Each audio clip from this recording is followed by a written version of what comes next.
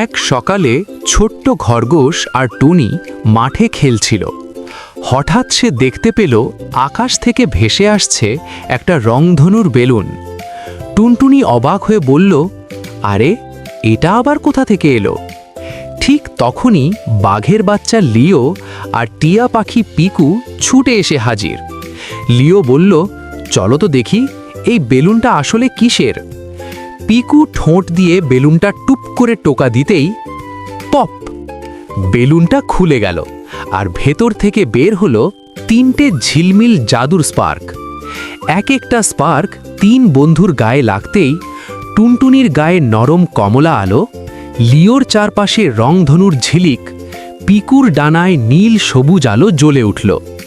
3 জন বন্ধুই খুশিতে লাফাতে উড়তে লাগলো আর পুরো মাঠ ভরে গেল রংধনুর আলোর ঝলকানিতে। শেষে তারা একসাথে বলল, জাদু থাক বা না থাক, বন্ধুত্বই আমাদের আসল শক্তি।